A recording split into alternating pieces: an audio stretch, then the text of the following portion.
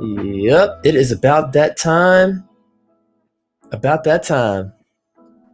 It is that time. It is that time. It is You know that what time it time. is. You know Let's what make it time it happen. is. You know what time it is. You know what it is. What's going on, sir?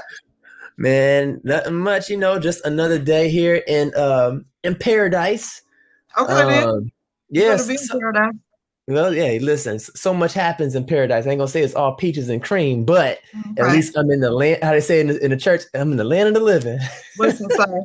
It's a blessed thing when you on this side On of the this grave. side, You right? understand? I don't take that lightly. Yeah. For Grateful for real, real. for real. All But right, look at sir. you though. Look at you. What's up with the do? I mean, you got the lock thing going on. Well, I'm trying to get to where you are. You know what I'm saying? I'm not a person that, is usually a fake it till you make it type person, but I will rock some fake locks. So some faux locks, Hey, excuse me, we're fancy they about it. they But look yeah, so good. thank You know, you. And it is my desire. I had talked to you, and your significant other about that. Like, yeah, I'm gonna go ahead and just, lock up, twist up. I did it before. And but yeah, I'm getting ready to go back that way. I love it. Feels good, okay. looks good. You know what? I always was a big fan of you with the natural look and the lock look on you. I was like pushing that years ago. I think like almost 5 or so years ago. Yeah, I it was was like, like, I was locked up like 5 years ago. Liked it. It was nice. And then I was like, yeah, it's time for a change, and cut all my hair off and went back to the creamy crack. And I was like, let me get back to, So I've been back on the natural journey for a while, but the lock right. thing, I'm just gonna go ahead and dive in and just gonna look like my ancestors and I know that's right. Right? the people we done came from. So yeah. Exactly. Yeah, so I see I had a few people asking about this ankle of mine. So Oh my God. I have yeah, to tell you something. I couldn't make it up if I tried. Can I just interject really quick? yes, please go right ahead and I'll tell everybody a So little later. you Yeah. got a boot. How about yesterday? My son got a boot, and I started to take a picture, and just send it like it's boot season. Like, why did V start this? I don't need this in my life. He broke his toe. He Broke it. broke his toe? Broke his toe. Just broke it. Wow. And I mean, he was on. You ever seen something like Martin? How he just over exaggerated like things. Yeah. And it's super big. Yo, his toe was like big. I was like, wow, that's scary. And it's red. I'm like, and it's red. And I would probably be a bad parent if I just told you to keep ice in the elevator. Let's just go sleep. Let's go No. see what's going on. So Right. he's your boot twin right now. So you're not alone. Uh-oh. Boot And I'm up. shady because when he was leaving, when he was walking out, he had to learn how to just navigate the boot. Why did I call him RoboCop?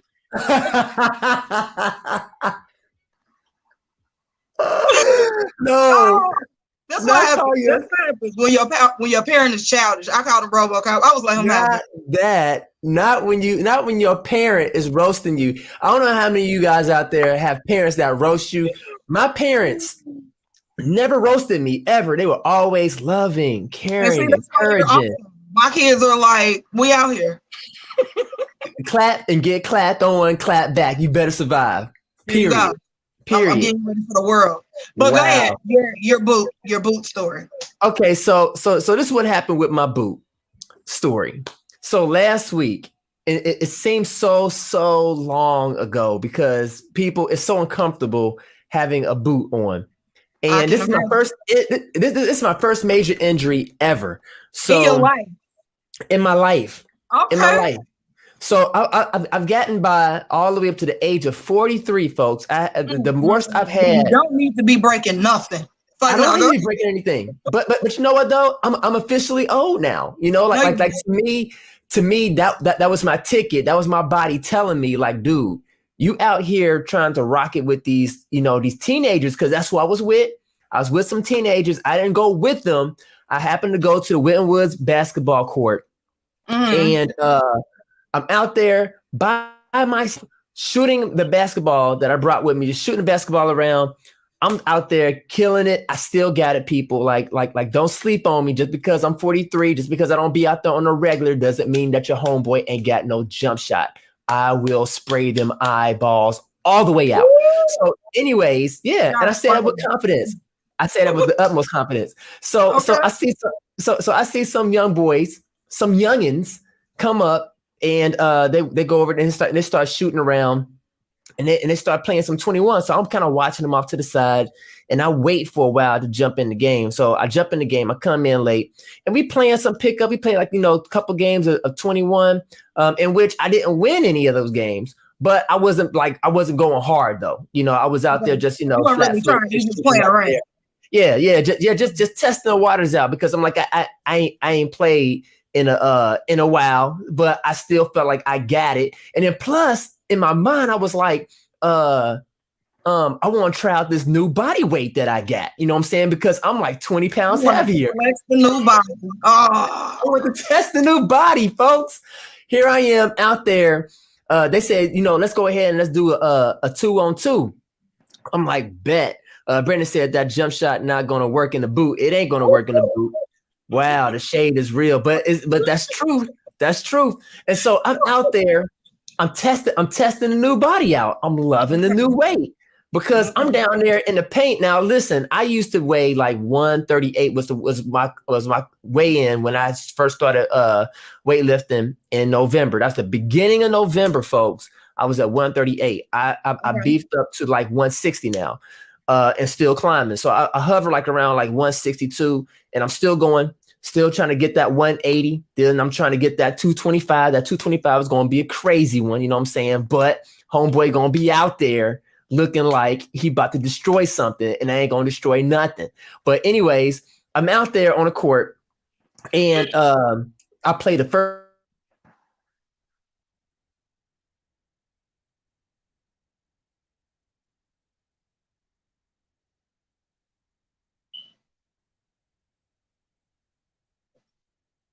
Not tonight. We're not gonna do that.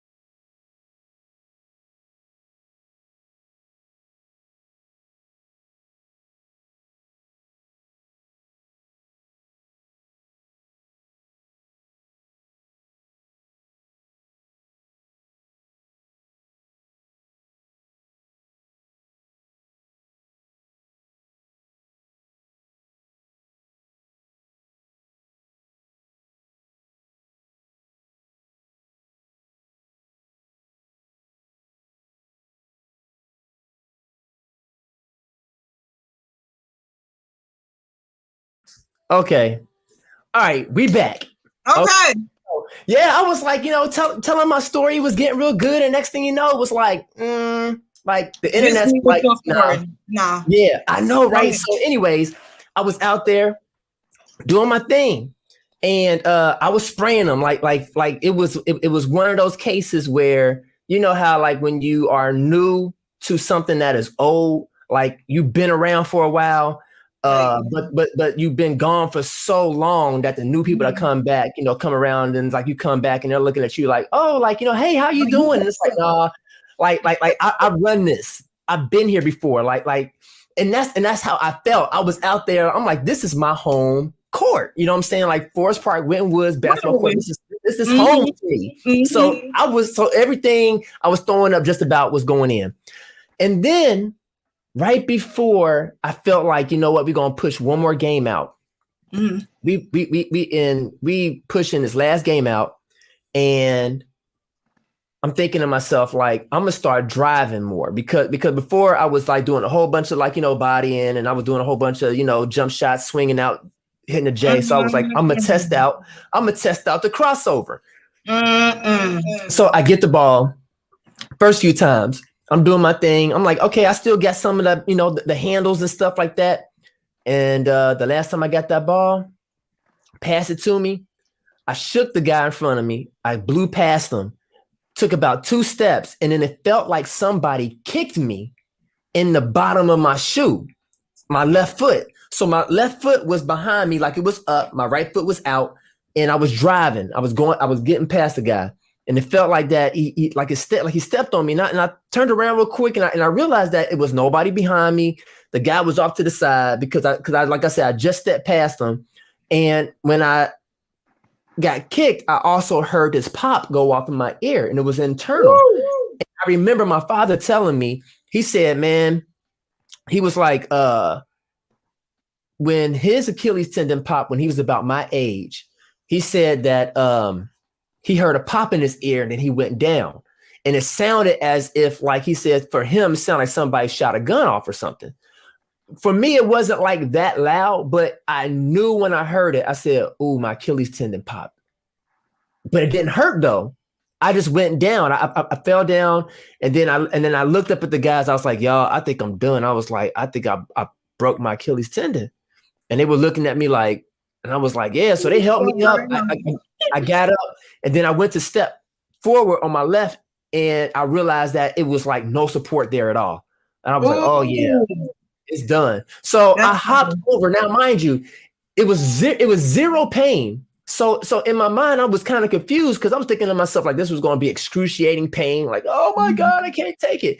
It wasn't like that at all. So I hopped over to my car, laid on the hood of my car, thinking to myself, like, man, I got work I got to do.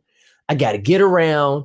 I can't afford to have this to be happening to me, but here we are. I might as well embrace it. So I stayed in good spirits, called my dad up, told him what happened. He was like, yeah, sounds like to me that you popped your Achilles tendon and got to go to the hospital. So I went to the hospital, got the checkup. They were telling me, like, well, it looks like that it's just a tear. Hopefully it's not ruptured all the way based off of the x-rays, but they told me to go see an orthopedic physician, in which I'm going to be seeing one next week, in which I thought to myself, like, that's a little bit too long. Like you guys are a little bit too calm, like as if like it's not an emergency. But in my mind, I'm like, I need this to be like, get the ball rolling. Do I have to get surgery or whatever? But one of the things that they were like kind of surprised, it was like, dude, you're 43. And I was like, yeah, I'm 43. You look great. I know. No, that's but that's God's grace. You better believe it. You know what I'm saying? Mixed with some other things. I have to give you guys a little, recipe a little later on. But some other things that I do. Huh? Is it natural? I'll share a little later on. But anyways, yeah, that's what happened. They put me in a boot, and I had some crutches when I went up to the hospital that my father had lent me. But I was like, this is uncomfortable. Like, I'm not going to be able to do the crutch thing. So I was grateful that they gave me a boot and that it doesn't seem to be that bad. But it feels so awkward. You know what I'm saying? Like it's not as painful as I thought it would be. It's like more discomfort than anything. And knowing that I got jobs coming up where I have to use my gimbal, I'm a little kind of worried about it. But at the same time, I'm like, I'm still hitting the gym. I still lift them weights. You know what I'm saying? I don't let that stop me. So I'm looking at my upcoming work the same way. Like, I'm not going to let that stop me. But yeah, that's what happened to me. That's not my what's good, by the way, at all. Right. That's my what's been up. That's what that is. For real. Right.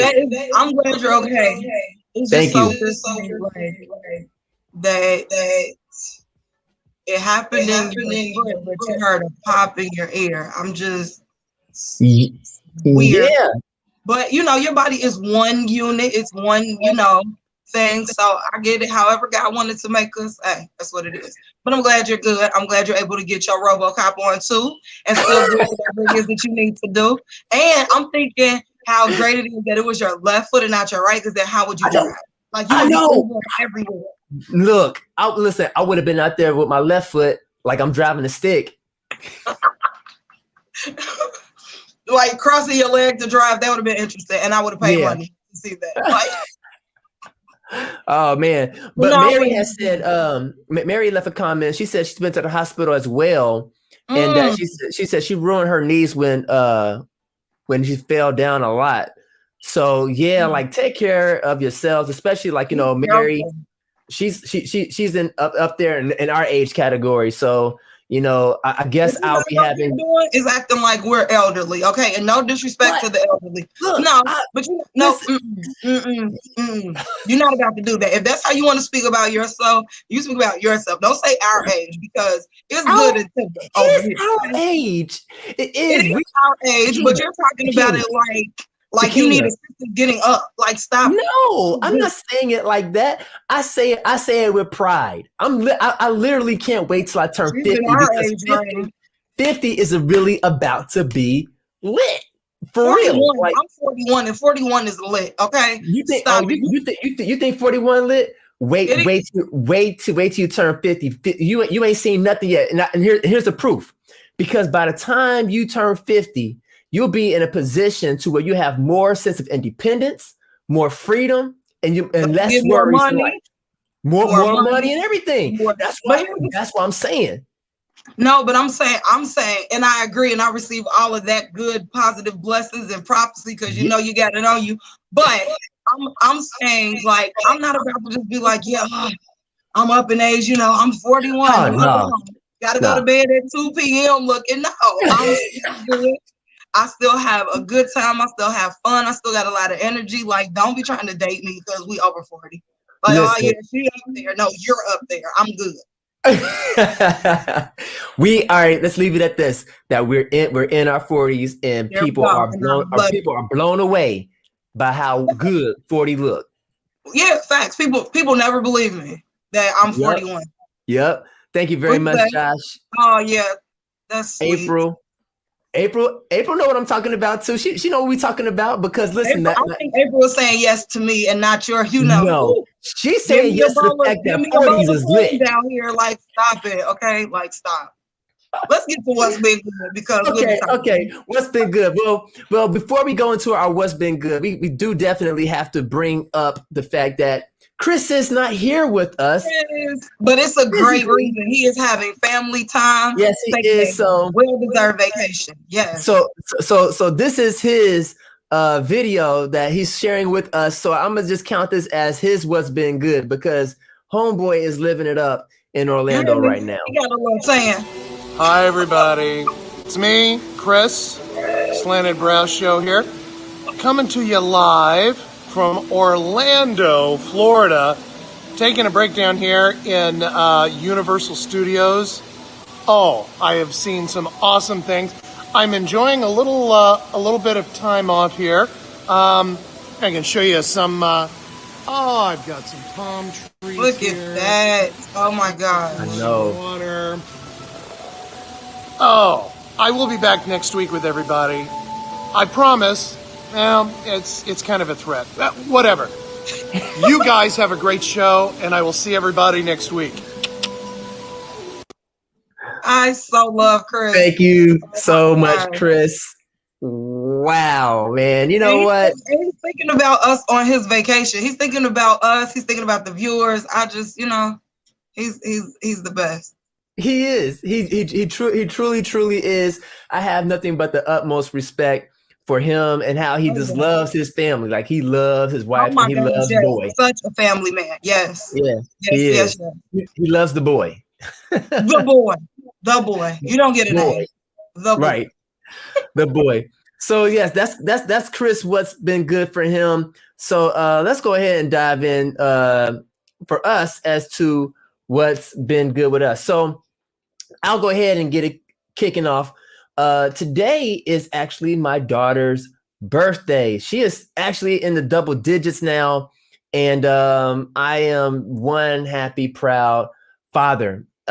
She has been a joy to be with all this time thus far. Like when I say minimal problems when it comes to this little girl, I'm talking like this amount. Like she's like just a mellow child, loves to have fun, well balanced, a hard worker, very beautiful, bashful at times.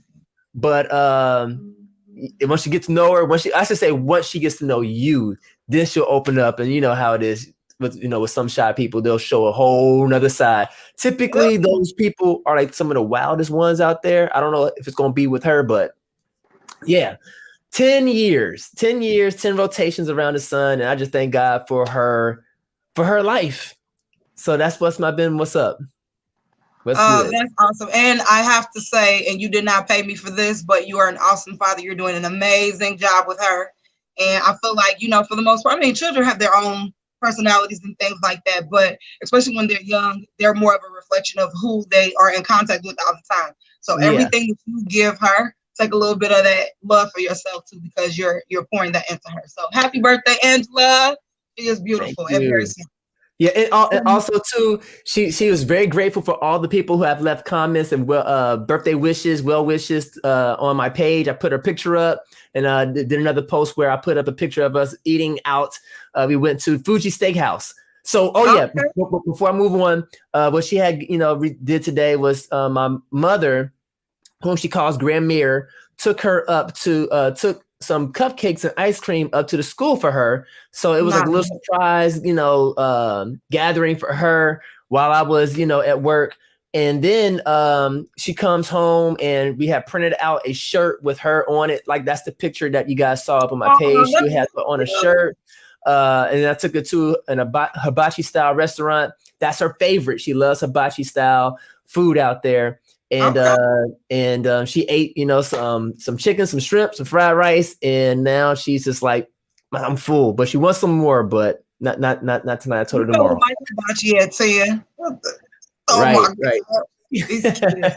that is awesome. I saw the pictures, and like I said, you're a great dad. I'm very sending much love to her for her birthday. 10 is nice. Thank you.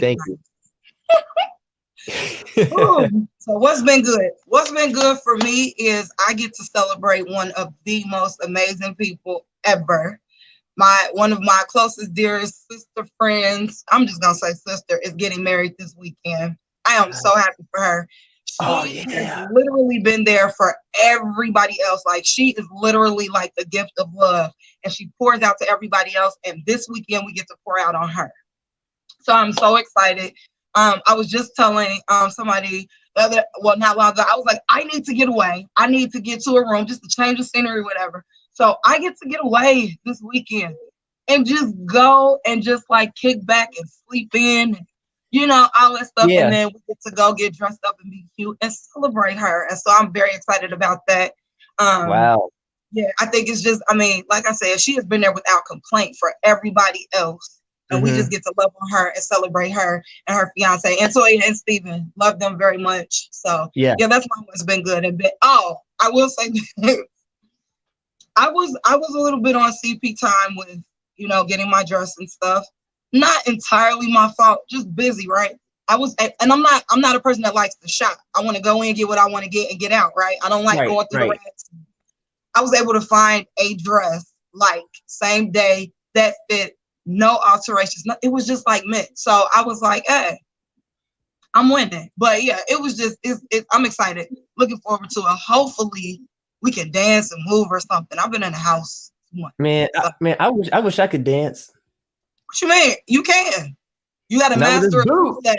You just got to master a two-step. Hold on. I'm going to be doing a RoboCop. Remember the RoboCop? Just shake your boot. That's all you got to do. Just shake your boot. Then let people tuck dollars in the top of your boot. There you go. Everybody sympathize. There it is. Yeah, but yeah, that's what's been good. I'm looking forward to that. And just, having a good time. I'm not trying to pry into anybody's business, but are y'all having like a bachelorette party? So what you gonna do is understand and know that she's safe for real. You hear what I'm saying? Wait, hold on. You can be a church girl and still have a bachelorette party. Oh my gosh. Okay, but anyway, she's having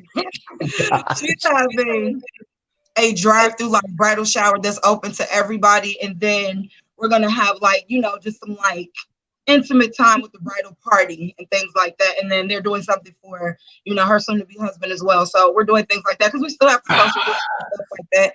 And me, I don't want nobody breathing on me. So We good. We don't need to be around a whole bunch of people, you know. So it's good. That's what we're doing. I'm gonna have a good time. Okay. And if somebody sees me out, if you see me shaking something, keep that to yourself. I'm gonna have fun. Just make sure you keep an eye out for any roaming cameras. Anybody going live, and next thing you know, you see Keena popping in the back. You listen. I'm off the clock this weekend, so mind your business. There you go. Oh man, well, I will say, because I do know who you're talking about, I also know her fiance. Oh, do you? Yeah. You know everybody. And we're going out tomorrow night to celebrate as well. And I don't know about the rest. I don't know about those guys, but I'm coming to turn up. You know me. Time out. Wait. So Friday is the turn up day? Did I miss that in the itinerary, or that's just for the guys? It was just for the guys. This is a guy thing. This is a guy thing. I knew nothing about what the women were doing, but as far as like the fellas are going out to do some stuff. Nice. And I'm going to bring the ruckus. I know you are in that booth, because people don't know. People don't know. You like spicy food. You feel like you feel the tingle at first. It don't get you until it get in your system, and they're not gonna be ready for you. Listen, but listen, with that spicy food, wait till it come out. All right. Now let's go to the next. Stupid. Go ahead, move on. All right. So we know that Chris went long distance traveling. So I just wanted to kind of talk a little bit about travel, what I've been doing when it comes to traveling, and safety precautions, and asking the question: do we believe that this upcoming summer, with the vaccinations that are happening and the herd immunity that's happening, do we believe that we're going to see an uptick in traveling, with this being the first time in almost 18 months that we had, good weather during this COVID season? You know what's interesting? I was in the store, and I was thinking about how way more relaxed I am than I was at the start of COVID. Like, I literally was like, Lysol, hand sanitizers, were taking my clothes off when I got home, this and that. And I feel like we've gotten a lot more relaxed. I don't think that's a bad thing necessarily, because we become more educated, right? We know what to do more, right? But I feel like right up and through this season, two things. I feel like people are less afraid, so they're going to travel more, they're going to venture out more. But it also, creates the potential for, more cases. But if I think that we should, loosen up a little bit, take the necessary precautions, and obviously traveling, that's what I was going to ask you, because there's travel that is tentatively, scheduled for me at the end of this year. I'm looking forward to it, but I've never flown before. Right. So I need to know, like, all the information. Like, did they take your temperature when you got in there? Did you have to wear? I'm sure you have to wear a mask because it's public. What were the other changes that you've seen, like how you traveled before and now? Well, to be honest with you, at the point in which I'm traveling, the only difference is that they people just have to wear a mask at all times. The only time you're able to take your mask off is if you are consuming something, like a drink, beverage, or some food. But like food court, they have these marked off chairs in the places where you're waiting. Yeah. Okay. But as far as people practicing social distancing, not as much. Like, people say like 6 feet, but to be honest, I mean, people are wearing their mask, and masks are proven to cut, close to almost 100% of air from escaping. One perfect example I saw was a guy who said, blow out a candle. Try blowing a candle out right in front of your face wearing a mask. You can't do it. It's not going to happen. What mask? Yeah, some of the masks are so thin. It's like, if I can smell your breath through the mask doesn't work. Listen, if you got that halitosis, it burns through the mask. And you need to go see a doctor immediately. Listen, that's what I'm saying. If I can smell your breath through the mask, I'm not confident that it's keeping COVID out. I'm just saying. But yeah, for real, to be honest, I think this is my prediction. I think that with people taking the vaccines, it's going to help out tremendously with not the spread of COVID being cut down, but the actual effects of COVID, people contracting it. So you have already people that are asymptomatic to COVID. So like even if they came across it, they don't have any of the symptoms at all. Mhm. Like they just take it in and they just continue to go on, through their life. That's the scarier type to come in contact with because you just don't Right, 'cause know. you don't know. Um, Right. but then it's the same thing when it comes to people who take the vaccine. Because you take the vaccine doesn't mean that it's killing off the virus necessarily in your body. It's just really not allowing it to be able to take hold the way it does if the vaccine was not there. So my feeling is that people are going to travel more based off the video that Chris has sent us, not the one that we showed, but the other private ones that he's shown. There are a lot of people in Disney World that are just like walking around with their mask on. It's like that's the only difference, really. I mean, social distancing, 6 feet, it's not really being practiced, but for the most part, it's like things are almost normal. So I think traveling is going to be great this summer. Okay. And like I said, to some extent, I think that it should be like we have to normalize the new normal. Like throw on your mask and still live. Like just try to, do it responsibly. Yeah. What is wrong? But do it, but still like live. Just be careful. Yeah, please be careful. That's one thing I noticed when going to the gym because I go to Planet Fitness and their rule is come in wearing a mask. When you're out there, when you're traveling in between stations, make sure you have your mask on. Once you get to your station, you can take your mask off. Yeah. And there hasn't really been like any major outbreaks that point directly back to gyms, to my knowledge, because of what their thing. So I think you're right. This is the new norm. Wearing the mask is normal. Let's just do it respectfully and making sure that though you get the vaccine, like let's not be disrespectful to people who have not received the vaccine and being like, well, it doesn't matter and blah, blah, blah. And, I'm safe and ha, ha, ha. No, let's be passionate, compassionate towards one another. But like we had talked about, I don't know if we mentioned on previous shows or we thought about talking about it, how there has been a lift on the restrictions. So there's some states where they don't have to have the mask. And then I saw something in the news, like it came up on my feed, that there's an establishment where they actually like sued and won. So where they're like, people don't have to wear masks in there. I don't know how they did that or why they did that, but there are some people that just feel like that. I was in Walmart and I want to say Middletown like some weeks ago, and this lady was just in there just full face. I was so offended. Like, ma'am, okay, if you don't want a mask, have it brought to your car. She was just in there full face. I didn't even know how to feel. Just wanted to just get a bag and put it on. Yeah, do something. Cover your face up. Disrespectful. Nah, but yeah, so we just got to be careful. I can't really see the comments again. I'm on my phone, so. Oh yeah, the comments. People are just saying, Jamisha is saying, and stay away if you know you're sick. Yeah, that's the other thing too. That they're putting the responsibility on the people.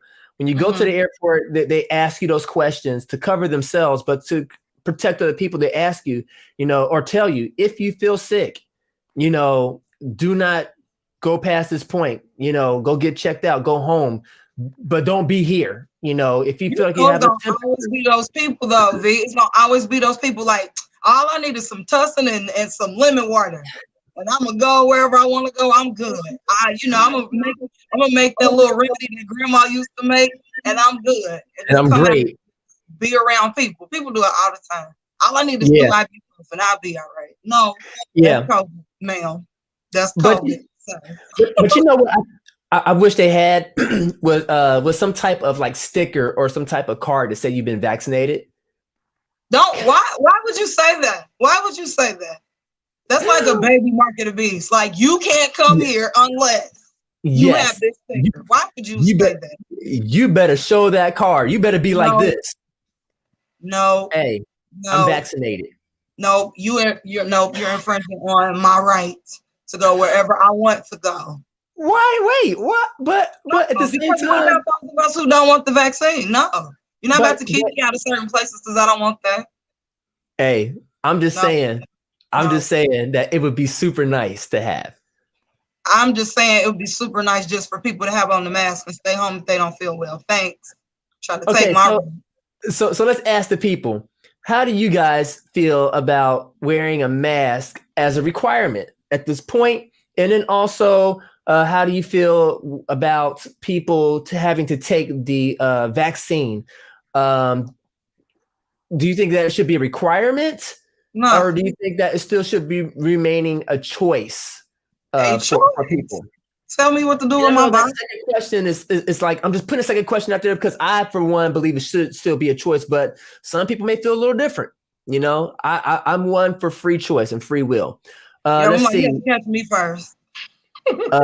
Silas said that's already a thing in some places. And I guess Silas is talking about people getting stickers, like the I voted sticker. Mary said, can I work at when people get sick, they can't come into the building. Oh, she said where she works at, when people get sick, they can't come into the building. And that's good. I mean, like if check them at the door, you know, Yeah, like check them at the door. She said, baby Mark of the Beast. that is. Like, come on now. Why would you suggest that? I didn't suggest it as it being for real. I'm saying I put it out there as it being some people think this way. Some people actually really believe that it should be like a requirement and that they really want to force it on people. Like, you should get vaccinated. You should wear a mask. And it's like, just practice social distancing as individual people and be responsible with it. That's how I feel. That's where I stand. Like I said, if they try to make it mandatory, you catch me first. No. Yeah. And then AC said, right, I thought I was watching him on a smart TV. Oh my gosh. People talking about my camera. Oh my gosh, yes. I stream with a high-end camera. Black and I'm over here on the phone. See how you do me? I didn't do you like that. That's okay. That's okay. We about to move into some access and some more funds, and then they'll be able to see my pores and my thoughts too. It's okay. Right, I'm on my way. Okay. But listen, once your boat come in, I'm gonna make sure you're set up and looking nice over there. Like it's gonna be so dope. So dope. Right. Okay, so before we go into our last conversational piece, which is talking about monkeys running loose in Cincinnati. Monkeys on the lam. How you what? Like let's touch on briefly about something a little bit more serious. And I want everybody's opinion on this. And if it's a little too heavy for you guys of a topic, just mute us. And then I promise we'll be back on talking on some lighter stuff in about 10 minutes. But we got to talk about day 9 of the Chauvin trial. And that's dealing with the death of George Floyd that happened in, what was that, May of 2020? And we're coming up on that dark anniversary, but that was a planet changing incident. That one incident caused the whole planet, people, to shift in a completely different direction during COVID. That's what really, to me, made it I ain't gonna say questionable, but really made me scratch my head with all this COVID stuff and the seriousness of it all and social distancing, because people just was like, COVID what? They were out marching, they without masks, they were out there rioting without mask, without social distancing, without any vaccines, without nothing. People were so outraged by this act, this heinous act, that they said, you know what? Who cares about COVID? Black Lives Matter. And now we're dealing with the trial of Derek Chauvin, day 9. And I don't know, how much have you been keeping up with it, Shakina, if any of it? You know, I feel like, and maybe it's a little, I don't even know how to really say that. I feel like just let me know what the outcome is. That was so, like you said, it hit the world. It wasn't just something that just happened and it was isolated. It hit the entire world. And so for me, I'm just one of those people that I don't necessarily want to relive each moment of that, because I remember for myself, I had to really guard my tongue and guard my emotions, because like you said, it's like, you know, something so blatant caught on tape. How are we even, you know what I mean? And it took me to a place where I had to be really intentional about the things that I said and choose to respond and not react. That I would rather just see what the outcome is, because they're doing, you know, due process. They're doing what they're supposed to do. They're supposed to write this out, but I just want to see the outcome. I don't think that emotionally I can take that journey again. And I have the privilege of that. There, you know, his family and the witnesses that, you know, the other people that are, you know, locked in, don't have that as an option. For me, I'm just waiting on the outcome. Let me see what you all do with what we know occurred. Let me see that. And I have to do, you know, we all have to respond and deal with things differently. And so for me to guard myself emotionally and mentally and just keep myself in a certain place, I'm just waiting on the outcome. If the outcome is not what it should be, then, you know, you'll see me. You'll hear me. That's that's interesting, especially when you brought up the fact that the whole world is watching. You know, like all eyes are on America again, dealing with, gosh, decades of turmoil between not just Black people and the police, but the people and the policing in this nation, period. Because I'm not going to ignore the fact that we've seen police brutality against all races and all kinds of people during the times of this protest.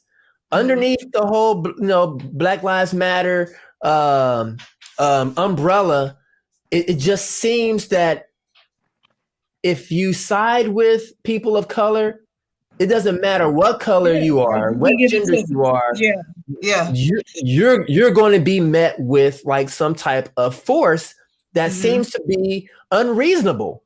You know, we've seen people, like I said, white getting punched, getting kicked. The old man who was pushed backwards and bumped his head on the ground. I mean, like, it almost makes me feel like I'm trying to hold my tongue and be careful with the way that I'm trying to craft this. But no, I'm saying it in a way I don't want people to misjudge what I'm saying. But I'm gonna say it and then I'll try to clean it up. But it almost makes it feel as if like there's more to it than just race. That we're battling and we're fighting on a surface level, but when you dig deeper, it really is like you're dealing with the hearts of people, and some people's hearts are just evil. Some systems are just evil, and you got people out there who are good. It don't matter if you're wrapped up in black skin, white skin. It's almost kind of like when you looked at the storming of the Capitol. That was pure evil. That was storming that Capitol, and yet and still it didn't get met with the nothingness of what Black Lives Matter movements got met with. I wouldn't even call that evil. I would say that was pure entitlement. You're not going to see a group of Black people do that. Right. There was certain security and confidence that they had. It had no, like you said, there was no response to that like it would be had those people been Black. You also said that you don't think it's a race thing. I disagree slightly. No, I'm not saying that. I'm not saying that it wasn't a race thing. I'm saying that it goes deeper than race. Like race is like people are motivation. Yes, I feel like we got to dig a little deeper. But go ahead. Okay. So then we do agree that's the motivation, right? That's the driving force. That's the target. Okay. Right. But I do then agree that, yeah, it's something deeper. When you look, like you mentioned, the heart of a person or the heart of man, you are now dealing with the spiritual aspect of things. And that's where you get good and evil, wicked versus, all of this stuff. And some people are just, when you let hate get in your heart, that doesn't produce anything good. And unfortunately, this is, like you said, this has been a generational thing where Black people, you're the problem. People of color, you're the problem. People that support people of color, you're the problem. And so you all become moving targets. We're at you. We don't like you. We want to destroy you, whatever. But yeah, right. There's absolutely something deeper working, behind the scenes. And at the end of the day, that's why I said, like, I had to, right up and through that. And we were talking about it so much that I had to, and I was even, on my platforms, I was posting a lot at the time. And I was like, we have to be responsible for how we respond to this, because we don't want to then now justify their thinking, their actions and behaviors. I kept saying that the whole time. Like, if you act like what they say you are, then they feel justified. They don't care if they pull it, if they, whatever they do, because, oh, see, we said y'all like that. So it was, right. It's an intentional thing that we have to do with respect to making sure that we're that difference, that we, respond, like Michelle Obama said, they go low, we go high. And it's not easy to do all the time. Trust me, I told you about my run-ins last year. People was feeling themselves. The lady tried to get all in my face and in my business at the post office and, all that type of stuff. So I get it. And there's definitely, there is definitely something bigger and deeper behind it, because we know there's good and evil, and good does not respond this way. Love does not respond this way. It just right. It doesn't. So I guess zeroing in on the trial, because of course, like you said, reliving what had happened is painful, it's frustrating, but there's a new level of relief and frustration that is being revealed each and every day during a trial. Because with it, we're now taking a deeper dive into what had happened, and we're dissecting it. So a lot of this is educational. You're having doctors getting up on the stand that are talking about, different ways in which people can suffocate. You're having police people of authority getting on the stand, testifying, saying that, certain things that were done was completely unlawful, was nowhere to be found in the books as this is how you're supposed to handle the situation. All of these testimonies that are coming forth are causing people to kind of come to the surface again, taking sides, because just as much as we feel like, man, like, hey, Chauvin had a hand in murdering this guy, you got people on the other side who says, the same crazy rhetoric, which is like, well, if you do dumb things, you win dumb prizes. And to me, I'm like, that still doesn't justify killing someone. I was going to say, that is a person, that is a human being. That's not, oh, well, no, it's a person. Yeah, it is. It is. And I think that's what people miss. For those people, I don't care on what side you stand on. If you just look at it for what it is, one human being preventing another human being from breathing, and that person that did not help, that person that human being did not help out, caused the other human being to die, is uncalled for. That should disturb you to the core, to where you're like, that don't sit well with me. We have to make this right. We can't bring the person back. The person is dead and gone. But as far as bringing justice to the forefront and letting it come to the light, let it be. But yet and still, we have people out there who are just cold through the whole thing, through the trials. I'm seeing the comments like Ben Shapiro. I'm watching his show, and he's talking about like how the prosecutor's defense is collapsing. They don't have no proof, and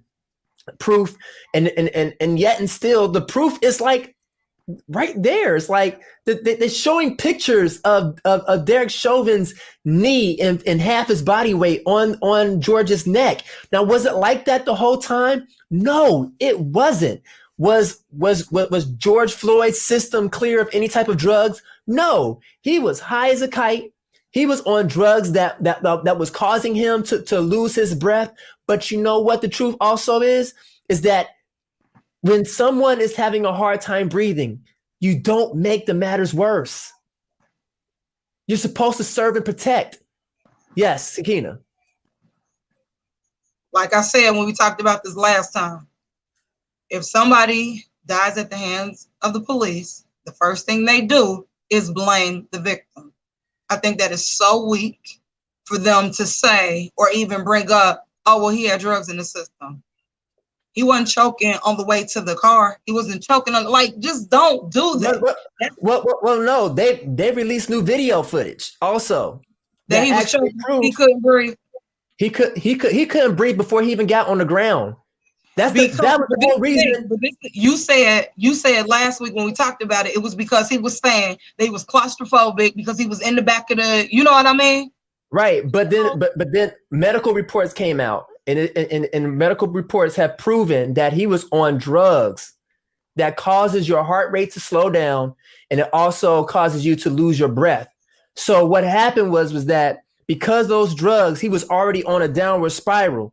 What the police should have done, instead of putting him in a position to make his breathing even worse, what you don't do is put your body weight and hold somebody down who is having a hard time breathing. It's almost like if I gave you a hug and I started squeezing, I don't have to put my hands around your throat to choke you. I can just hold you in a position like a boa constrictor and you will lose your breath, consciousness, followed by death. And that's exactly what had happened to George Floyd.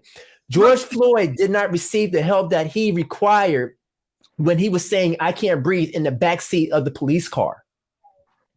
Yes. So the point I'm trying to make is drugs or no drugs, right? I doubt that was his first time taking these drugs. Number one, like that, I doubt it, right? Because if somebody's on drugs and I doubt that. I doubt very seriously, I doubt very highly that, okay, even if that is the case, we're talking about things that are true of this drug, that may be, that these are things that can happen if you take this drug. I just feel like they're just pulling what they can out there behind to try to justify or say, well, this wasn't completely Chauvin's fault. He was already on the drug.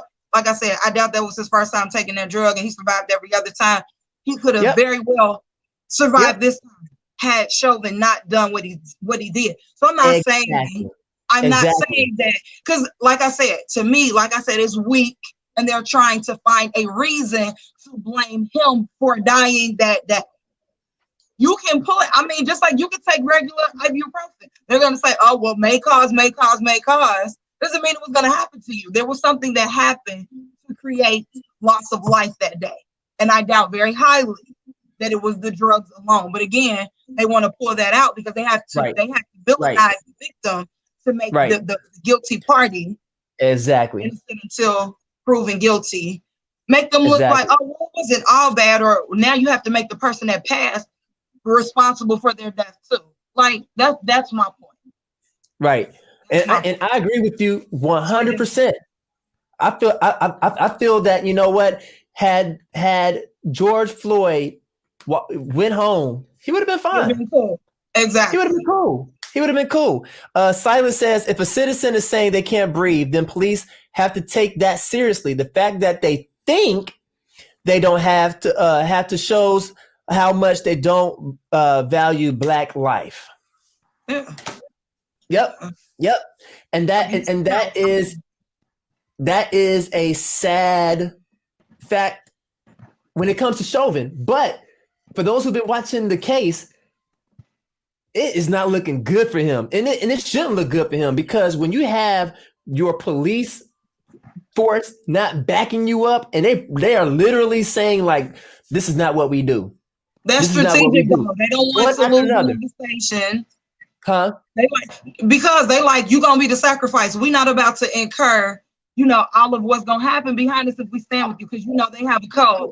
But that's strategic. That's strategic. They playing their cards right. I think that I honestly believe that some of them Because we can't say that all of them just that cold and that strategic. I believe that some of those people get hearts, and they are actually good cops out there who are like, we don't do this. Okay. Y'all, you making us look bad. It's almost kind of like, for example, like in your family, you can't control all of your kids, right? Nope. Can't. Same thing with me. I can't control my child. So if my child goes out there and misbehave, the first thing that's going to come out of our mouth is what? I didn't raise you that way. We don't do that. But yet and still, they went out there and did that. I tend to be considering myself to be a good parent, but if my child go out there and do something crazy and heinous, society's going to look at me and be like, man, he must be a bad father. I don't care what he says because of what that child has done. And I feel that it's the same thing when it comes to these to this case. It appears as if these police officers are like really police officers, sergeants, and other medical officials that are saying like, we don't do this. This was nowhere in our handbook. Go ahead. Yes. So I'm not a person who just groups everybody together. I don't like it being done to me, and I don't make a practice of doing that to other people. That's number one. But I do want to mention that this is not Chauvin's first time in this type of situation. And so again, I say that this is strategic. You think that they didn't have to sit and look like, okay, how we got to do this? Because the first time, because this isn't Chauvin's first incident, but this is the first time that it's on such a massive scale that they can't afford to be passive, or they can't afford to be like, all right, Chauvin, don't you do that again. He should have been gone when this happened before.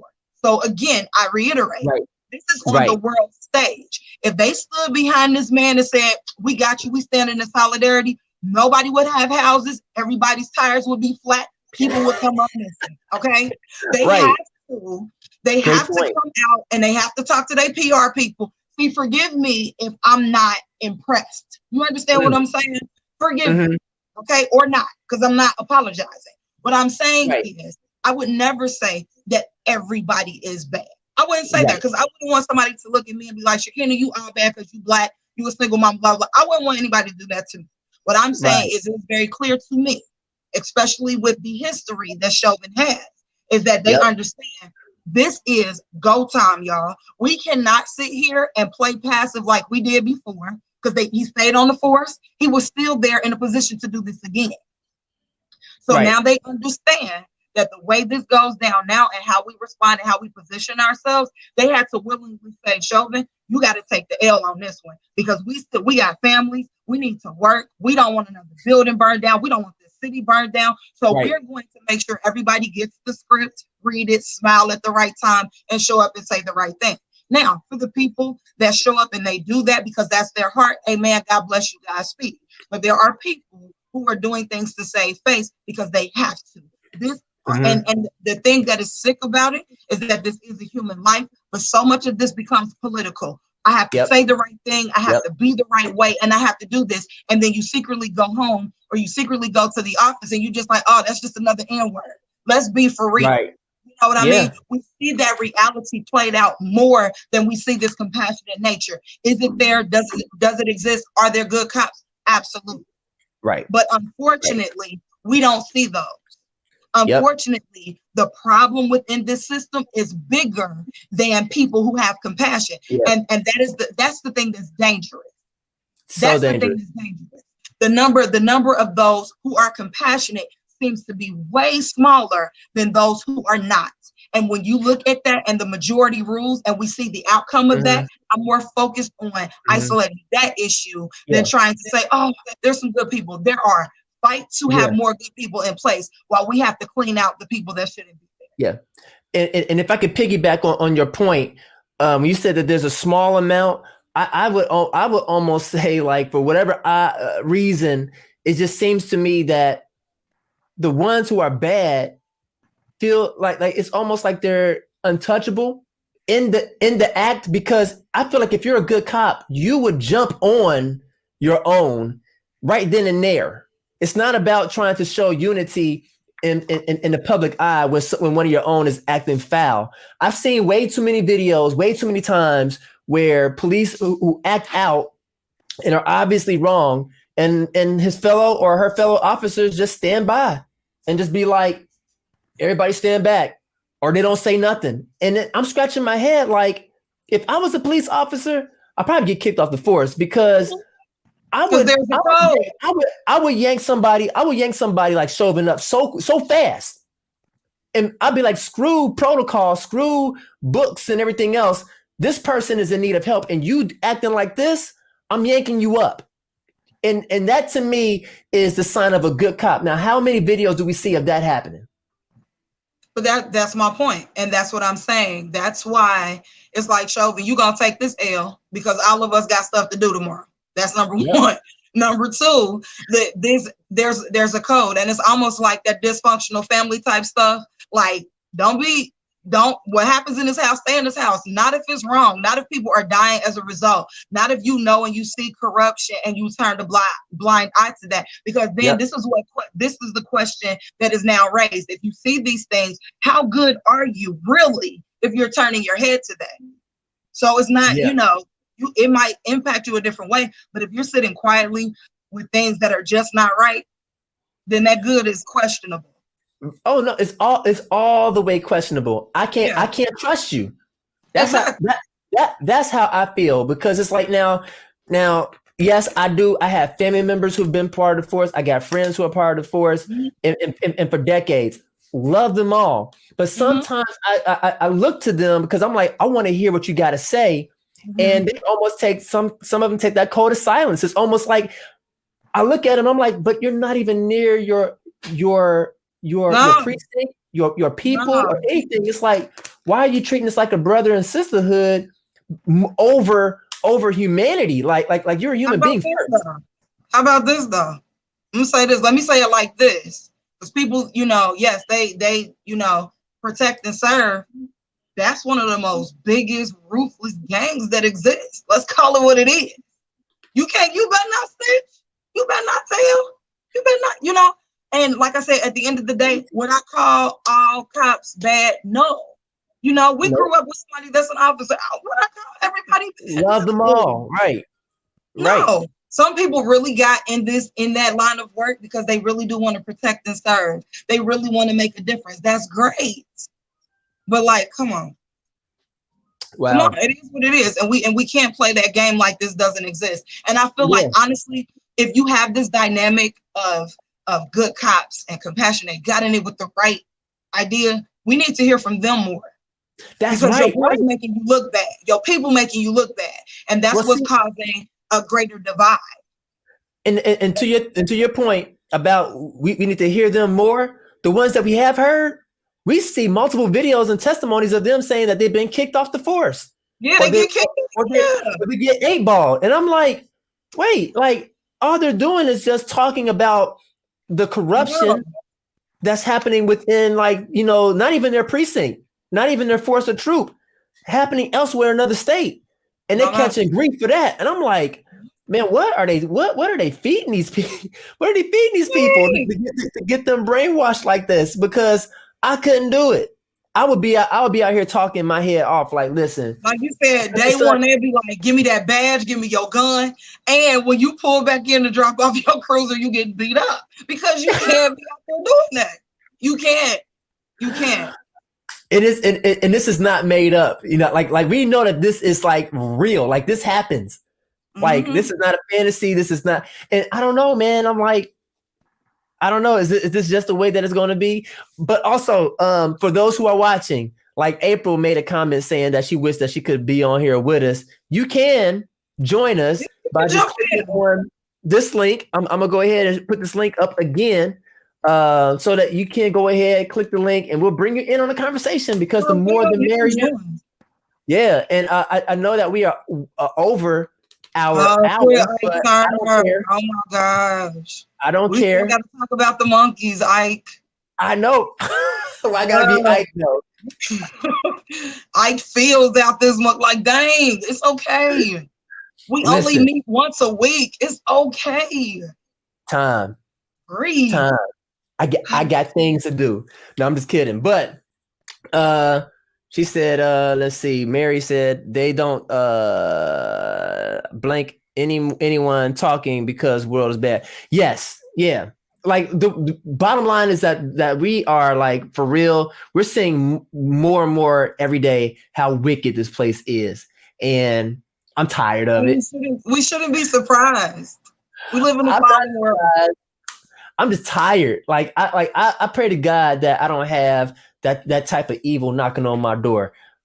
I just don't want it knocking on my door. You know what I'm saying? I stay prayed up. And I know plenty of other people do the same thing. People be like, I pray, I pay my tithes, I do this, I'm good to people. Oh my God. And evil still come knocking on their door like, because it don't discriminate.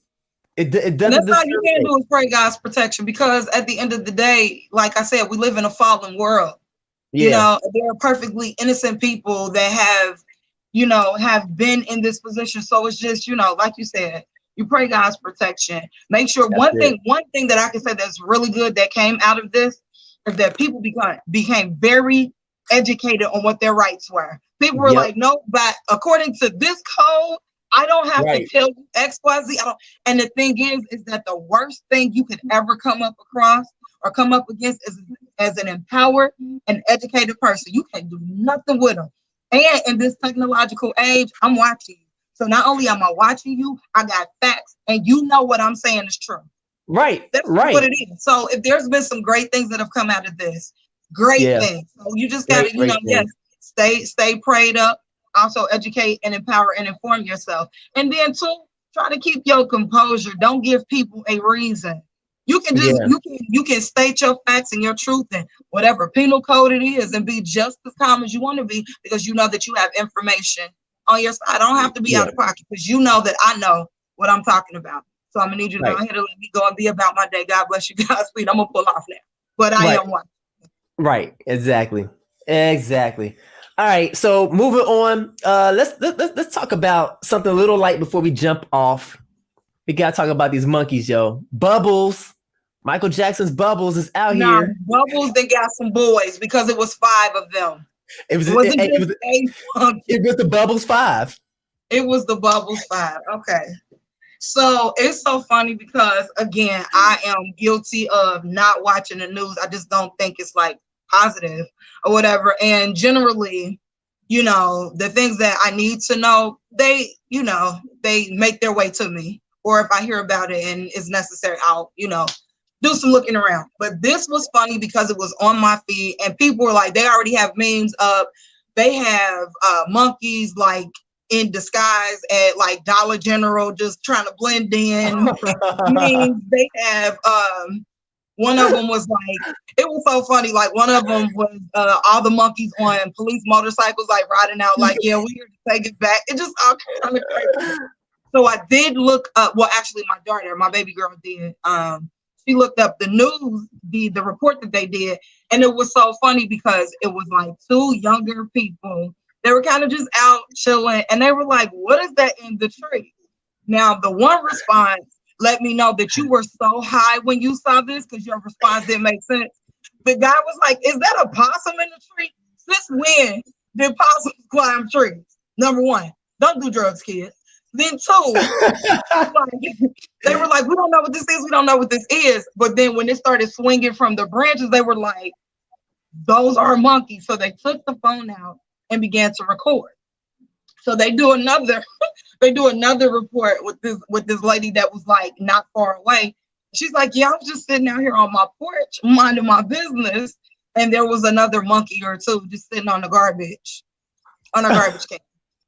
Here's why I say she might have said, 2, because I'm not gonna see something that's big and almost has like, you almost look like me, and I'm just sitting here looking at you. I would be on the first thing smoking in my house or to my car to drive away. But I think they may have just been in just disbelief. The other thing that was interesting is they checked with the zoo, because that's due process. The zoo's like, all our monkeys accounted for, Bubbles, and our Bubbles are here. Like, we're not missing anything.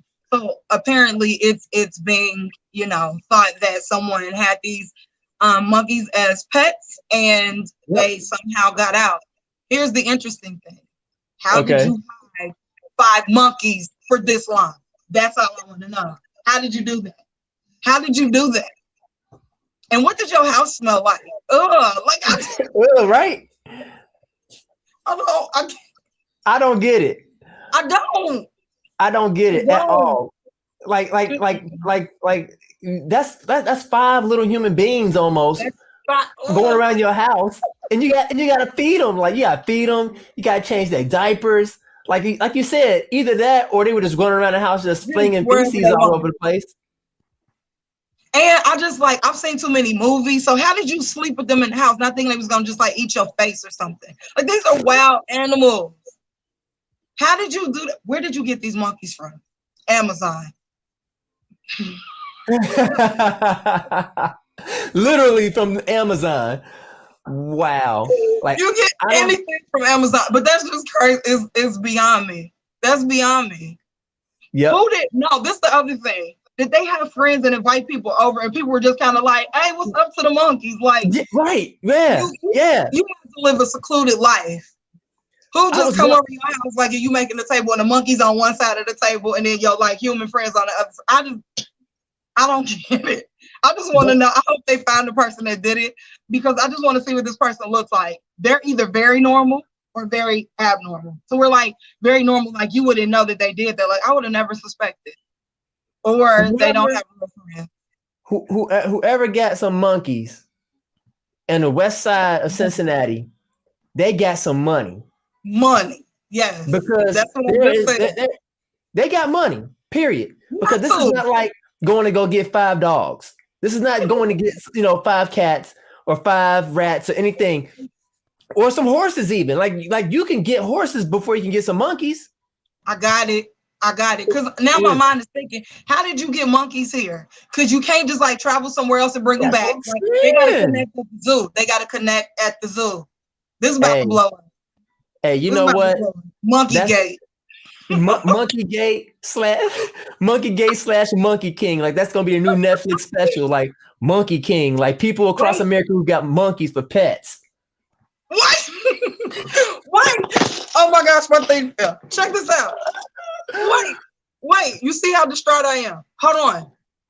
Did they catch the monkeys? I didn't hear that. Are they still running loose? Hey, these are monkeys, so I doubt it.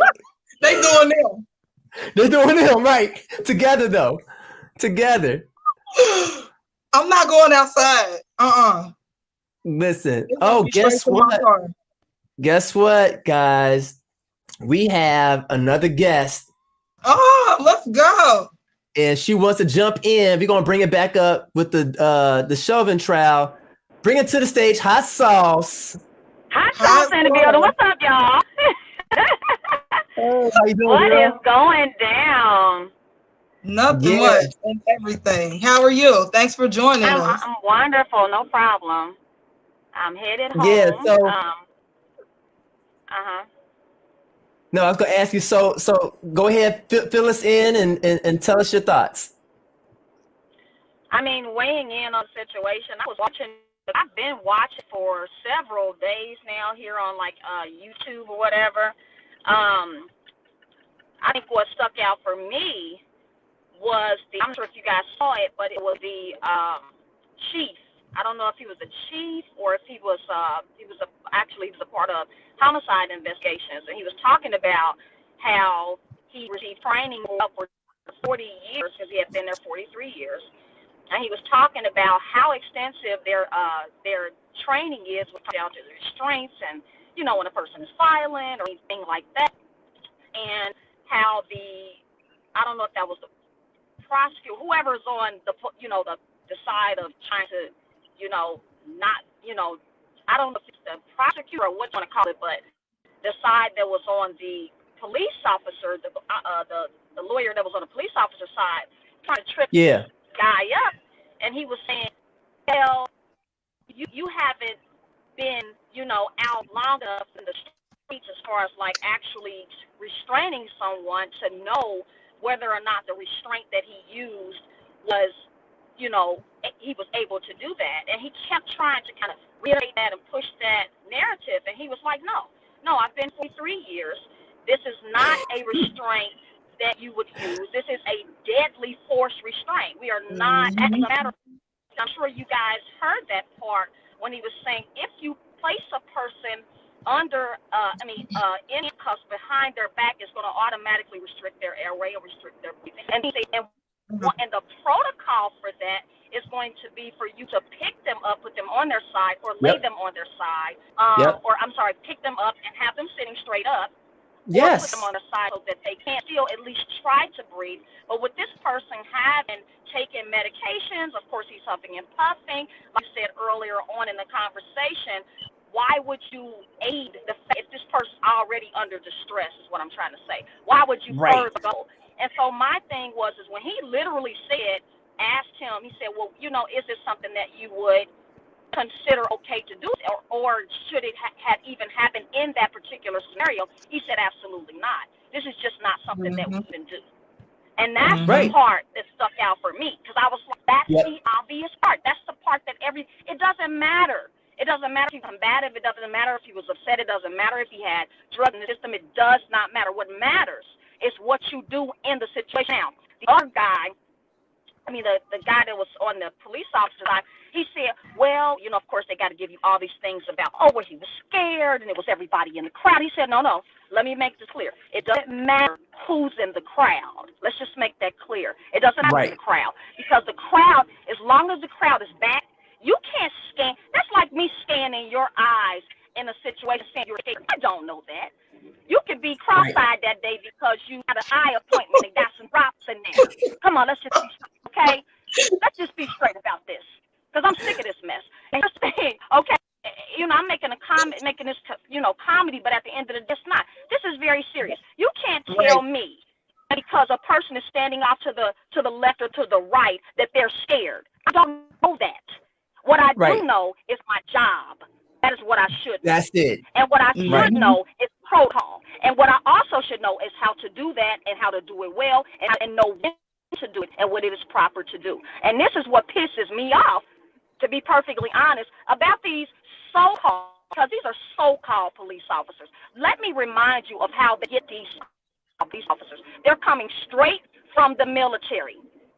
If you're coming from the military, then what are you doing? You are treating civilians like you're at war. And that is a problem for me. We are civilians. We are not at war here.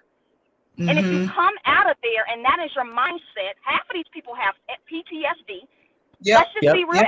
Let's try to talk straight about this now. Half of these people are coming out here with this war mentality. They have PTSD. They've seen everything. They've done everything. They're messed up. They're messed up.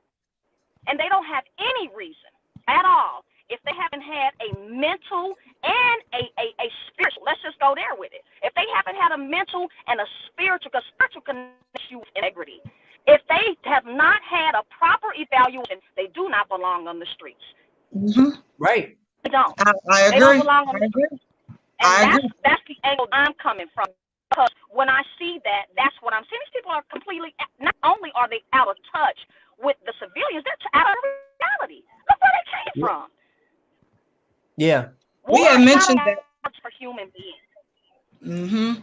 We had mentioned that on war. our last. War is not a reality for regular human beings just out there every day. So you have to think of the mentality behind this garbage. And I'm sorry, I didn't mean to cut you off. No, you're fine. You're fine. You're the guest. I didn't mean to cut you off. Did definitely want to say we talked about that, because even if they're not coming from the war, or they're not from the military, just hazards of the job, seeing the worst of everything can create PTSD. And we had mentioned that as a norm for the job, that there should be ongoing, frequent mental evaluation. We need to see what your daily process is. We need to see what you're like in real life outside of here, because you're looking at long hours. You're seeing the worst of everything all the time. They're seeing things that we would never see. And so just being a person being exposed to these things, you don't clock out from that. That type of stuff follows you home. That type of stuff seeps into your mentality, your behavior, and your responses. So we were just talking about that. I absolutely agree. And they have to do better at protecting people that they send out. Absolutely. And to piggyback on that obvious, situation here, with what we're out, then that means that what you have to do, that means we have to really think about what or have them to redefine the goal of the policing is. Because at this point, I have no idea what policing if that is not actually going on. That is a conscious approach. So you're telling me that you're getting people that are literally could possibly have PTSD. You give them to take evaluation. You say, "Are you okay?" "Yeah, I'm all right. I'm good." You know, have you had any type of criminal? "No, I ain't had no criminal, so I'm okay." No. In fact, I don't care if you spent 30 days in there. That should automatically put you on the roster for a certain time frame, right? For you to be getting evaluated. If not, you tell me what the goal of policing in America is. Right. Because that's obvious. I'm sorry, that's obvious. Yeah. Right. Yep.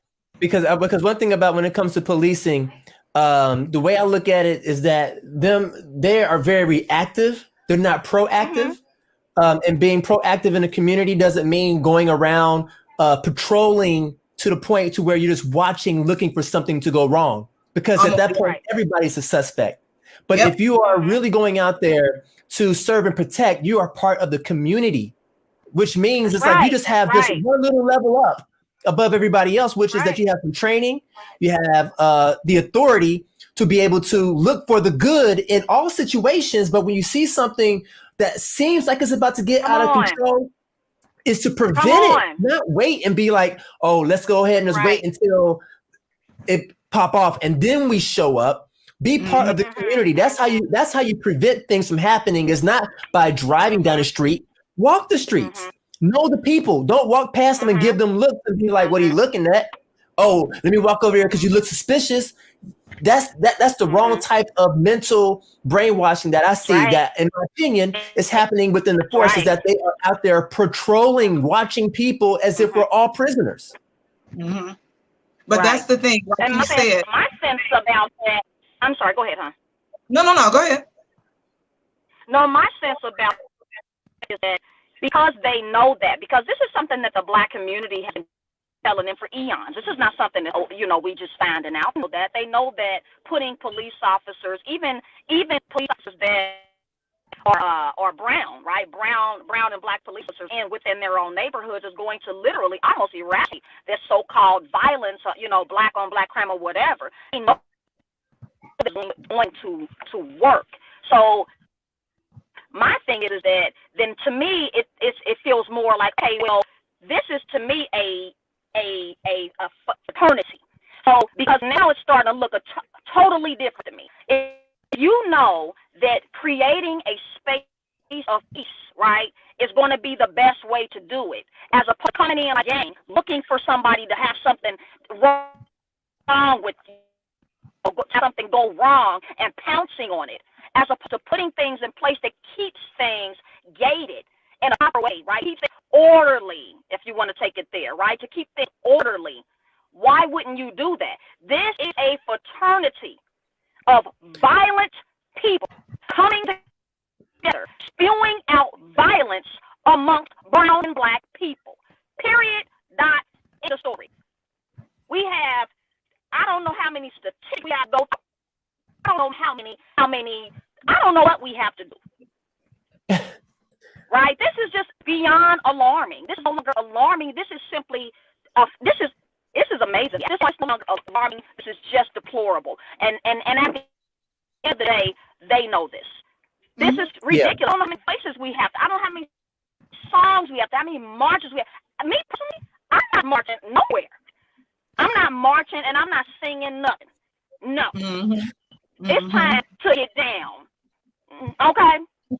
It's time to get down. Right. You know what I mean?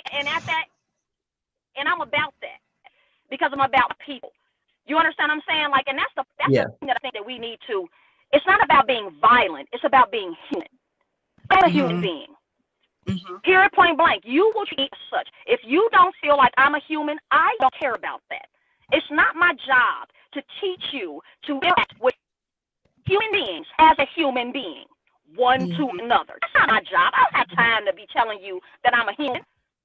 That's ridiculous. Right. That's ridiculous. But if you and another thing is, I'm not going to take my human dignity through your ideologies. I'm not going to do that. I'm not going to justify my human dignity through you. I'm not going to do that. That's absolutely ridiculous. And this is what these people want us to do. They want us to literally justify every move that we make as human beings to them. I'm not going to do that. And you can't ask me to do that. What you can do is back up. Give me some space, okay? Back up out my face. Give me some space, and let me be me, and let my people be my people. Exactly. Yeah. I will say a very interesting point. We keep talking about protect and serve, but I think it's very hard to protect and serve people that you don't respect. You know what I mean? And so we protect and serve has become a tagline, but I don't know that is really something that is really, at the forefront of people's minds. And like both of you said, that if you're on the offense, right, you're okay. Not the offense. If you're on the defense and you're expecting me to do something, you're expecting me to move this way, or I look like people who usually do X, Y, Z, you don't really have a fair chance in the matter. Now what's being created is that now we're, the civilians, now we feel like, well, we have the same stance. Now you look just like these people that I know who are capable of not caring anything about me. And what turns into something that was supposed to be a simple interaction could really be something that offsets the rest of, So now you have two sides where it was supposed to be protect and serve. I'm supposed to trust you to do that. And now that's where the war exists.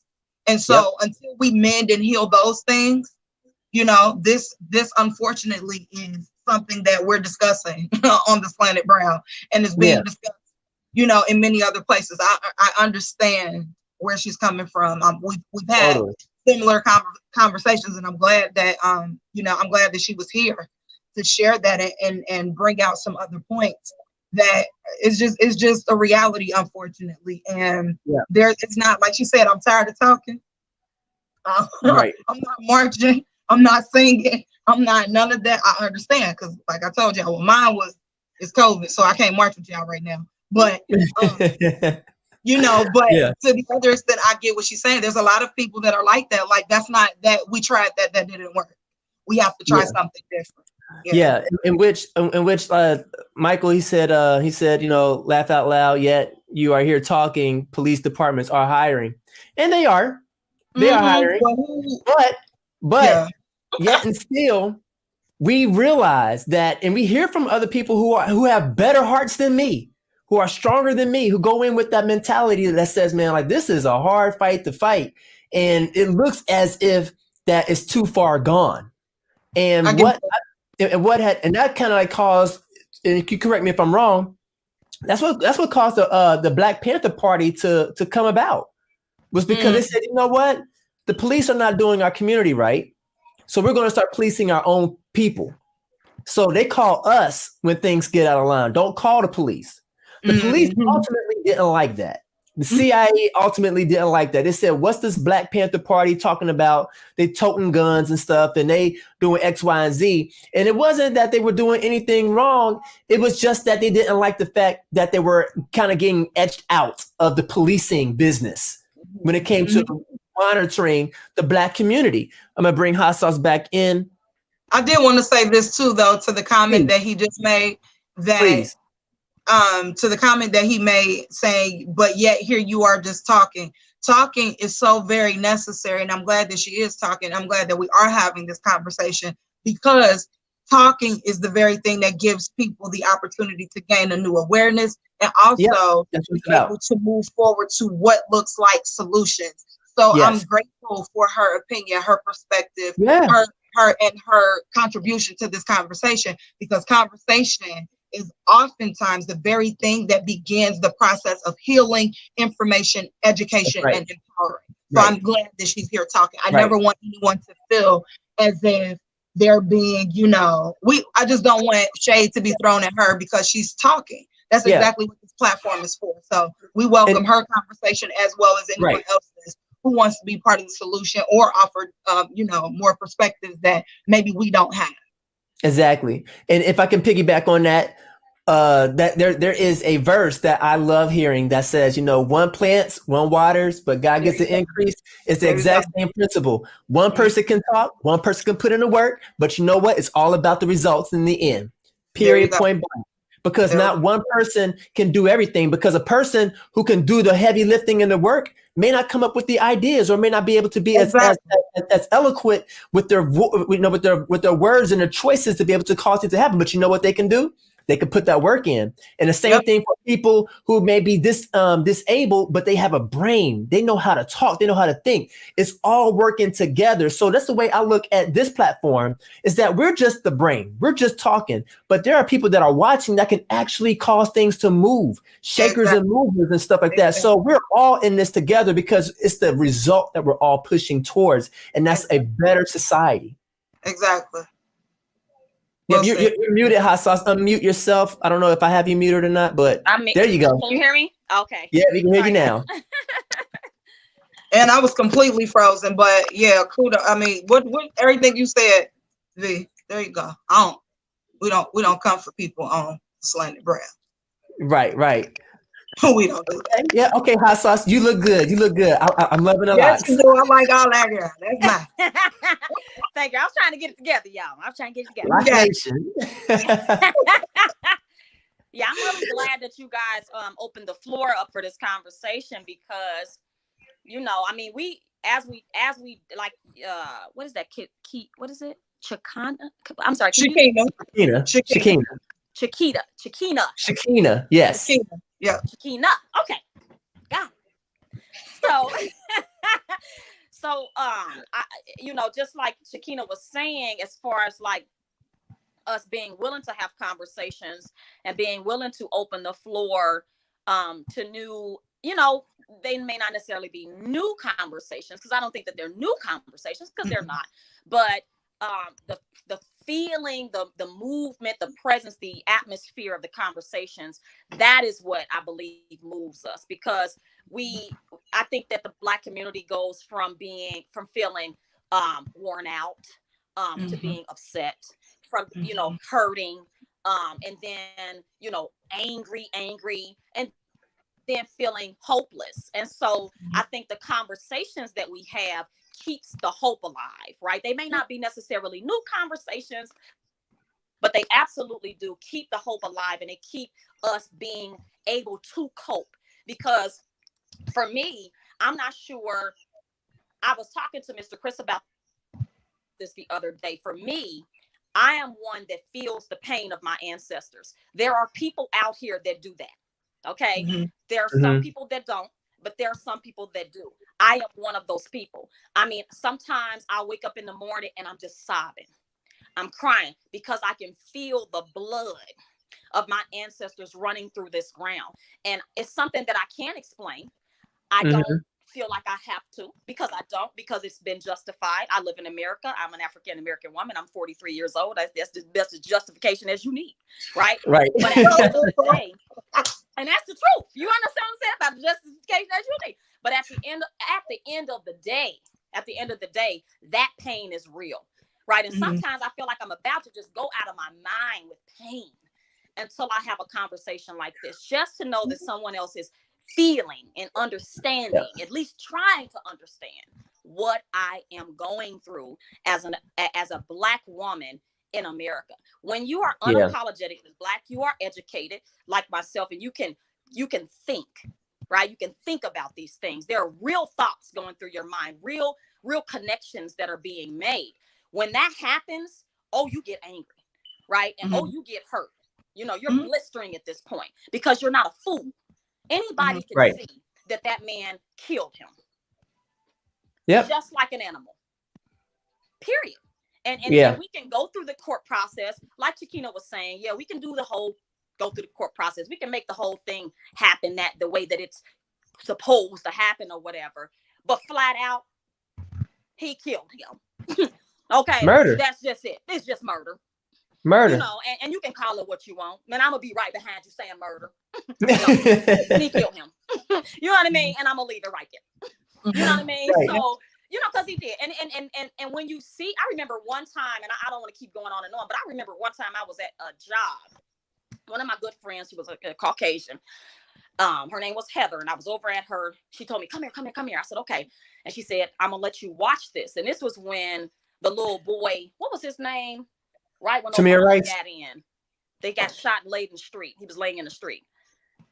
Oh, Brown something? Yeah, Brown. Michael Brown. Okay, Michael Brown. So when that came up, she said, I want you to come over here. I want you to come over here and see this. And they were going through the trial part of it. And when they said something about they were going to let him go or something like that, oh my God, when I tell you I was at my job, I just bust into tears. And I was like, I knew it. I knew they were going to do that. I knew it. And I was crying so bad. And my girlfriend, she was a Caucasian. She just wrapped her arms around. She said, I am so sorry. I am so sorry that you have to feel this. You understand what I'm saying? And right. Her response helped me get through the day. But I'm saying stuff like that. You know, being able to make a connection and not hating everybody at the job is right. You know what I mean? Because that's where it was for me. You know what I'm saying? I'm like, I hate you, and you, and you. And last week, you said something, I hate you too. Right? and that's not good. You know what I mean? And I don't want to be there, you know, but the presence of the pain is what I'm talking about. The presence of the pain is with all of us. And these conversations are absolutely necessary. Absolutely. They are. That's the thing that is so devastating is that when you all were trying to recall who you were talking about, we had to go through the names. Like, wait, which one? And that's what hit me. Thank you. You know, I was just saying that. I almost cried because we had to go through a Rolodex of sorts of, wait, which one was it? And so this is what, and even now I'm holding back tears, right? Me too. This is why we have to talk about it, because at the end of the day, I might not be able to change it, but we're going to know your name. We're going to know that this exists. We're going to know that we have to equip and empower ourselves. So this is why conversations are going to matter until we make people so uncomfortable. Oh, come on, girlfriend. Yes. Until we make you so uncomfortable, until you understand that it's not going to be accepted. We're not going to just go away about it. This is why conversations matter. And so that's why I say I'm not a you know, I'm a playfully petty person. I don't even play like that. But that's why I made the comment that I made, you know, in response to the comment that was up, like, oh, you're here talking about it, the police department is hiring. Here's again the fact that we had to go through and try to remember which person was killed is why we have to talk about it. It has to create an environment and an exchange that makes the offender so uncomfortable because you know your name is gonna come up next. Your picture is gonna be we're gonna know who you are. So that's why the conversations have to happen. Because if we don't talk about it, if we choose silence, then we are part of the problem too. So we have to talk about it. We have to talk about it also because we have to inform a generation behind us. Yeah. If they don't know what they're up against, guess what? They get to walk right into it. We have to talk about it because it's our reality. But I like what Hassan said too. I like what Hassan said too, because I'm not going to become a victim of what's occurring. I'm still going to be empowered, and I'm not going to judge you by people who look like you because that's what they're doing to us. So I have to make the conscious decision to say that I'm not going to be like my oppressor. I'm going to still resist that as well and be open to the fact that maybe you don't look like me, but maybe you have access and can be part of the solution that I can't be.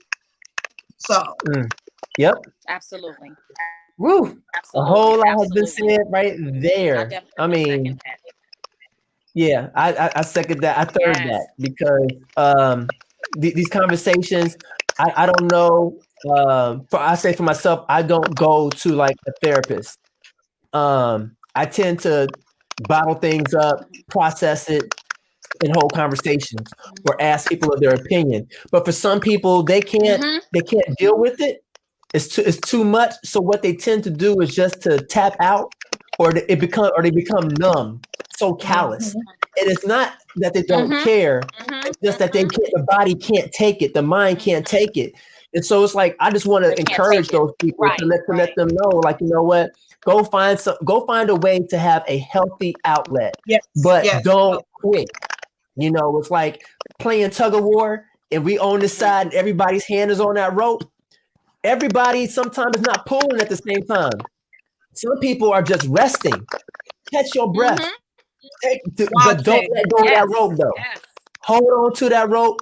Keep tugging, because with every tug, we're going in the right direction because we got movement happen, and it's going to go back and forth a little bit. But as long as we stay on that rope, and as long as we stay in sync and don't fight against each other, as long as we don't have people walking away from the rope saying, "You know what? I quit. I give up. I can't do this." No, stay there. But you get your breath. You catch your breath. We'll protect you. But we're gonna keep on fighting. We're gonna keep on pushing. So get whatever type of help you need. Call, and don't be ashamed about it. You know, if you need to take a day off of work and be like, you know what, I need a mental day. I'm Black out here, and this trial is going on. I need my job on my workplace to understand that. Yeah, it's like period. Like, listen, can I get some Black days off or something? Like, we got sick days, we got vacation days. Can I get some Black days because I'm Black in America? At least that'll be some form of reparations. Right. But I need some time off because we going through as a community, as a people right now. We going through. I done heard it all. Yeah. I done heard it all. Why you asking for days off? Because I'm Black in America. I done heard about that. Me, I'm about that. I'm about that. I don't know if you guys heard of that, but they were going to declare the killing of Black people. They were supposed to be doing this. Of course, they didn't. I'm not going to get into the Asian thing because that's pretty much pushing me over the edge at this point. But they were going to declare a national emergency on the killing of Black people. They didn't do that. And what really bothered me about that is that it was very evident that it was something that needed to be done. It was, I mean, at the end of the day, that's where we actually were. And then you have one Asian situation happen here. And then all of a sudden, somehow they managed to link Black people to that, which we had absolutely nothing to do with that.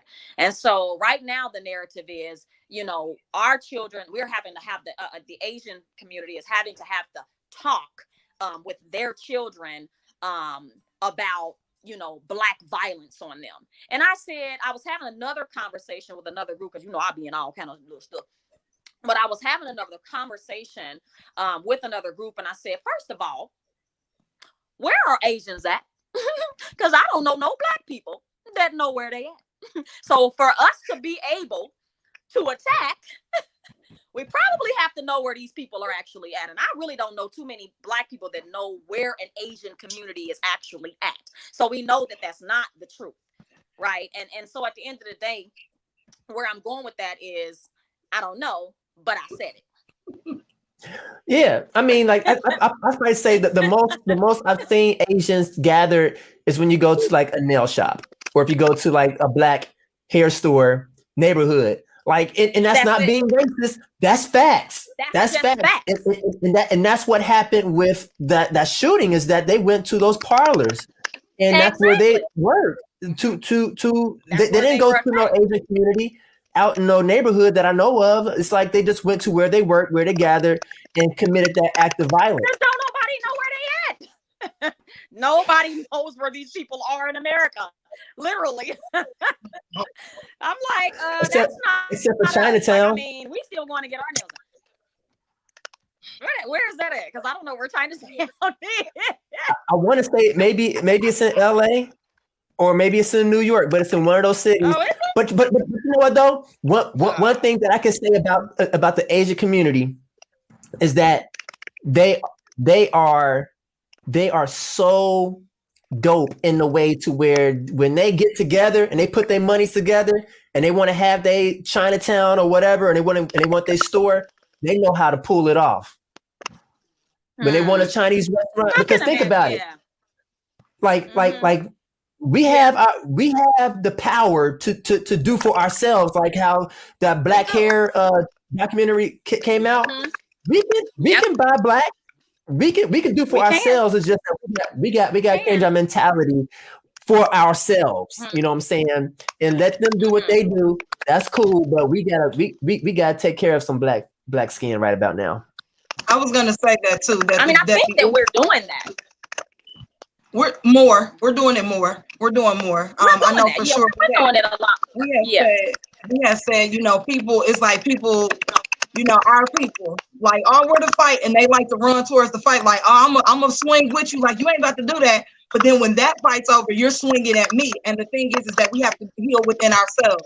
And yes, we are seeing more of that. We're seeing more where, we're binding together and we're doing those things. And we have to keep in that direction. But bigger than what's outside of us is what's inside of us. And until that becomes priority and healing that becomes priority, we'll always be vulnerable. We'll always be vulnerable. So, it has to start with us.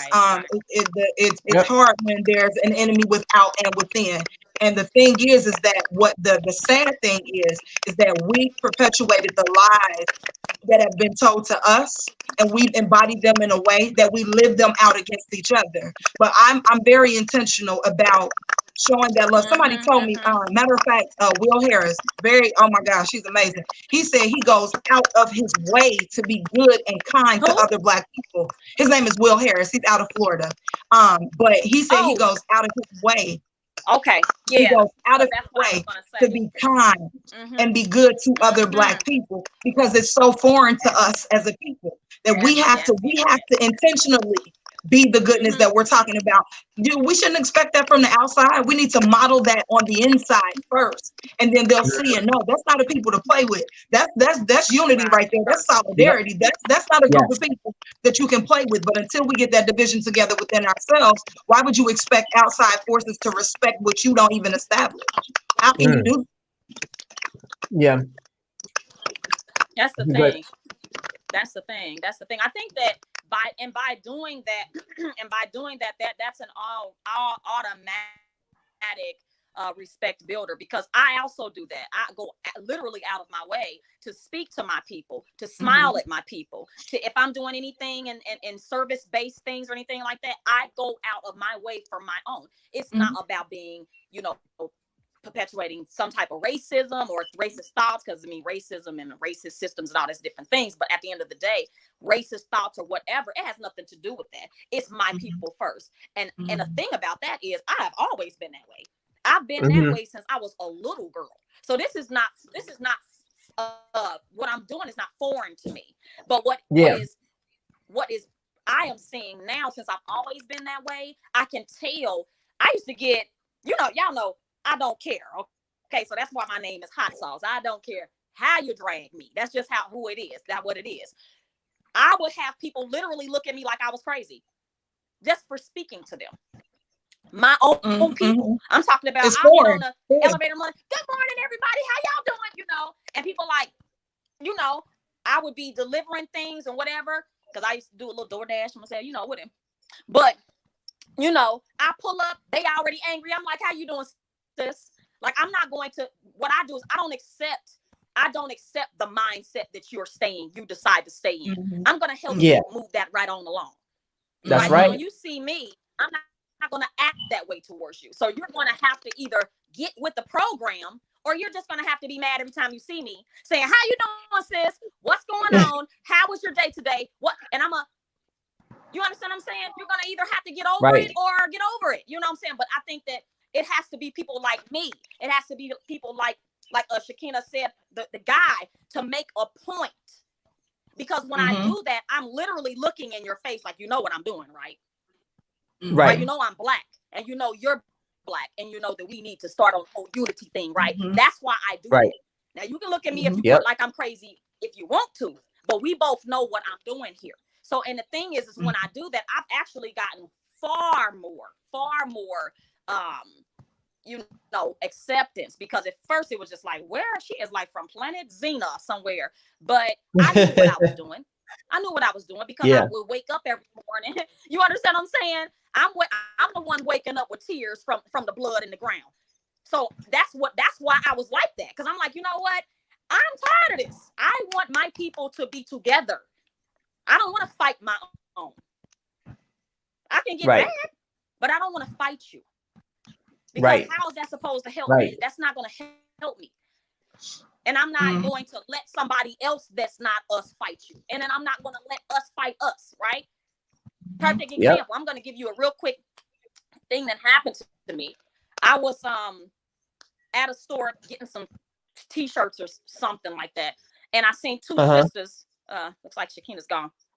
I seen two sisters arguing in the store, and I was like, come on, y'all. You know, I was like, this ain't right. You know, I'm like, can't y'all just work this out real quick? I mean, they're right in the front of the counter going back and forth. I mean, they are really getting it, right?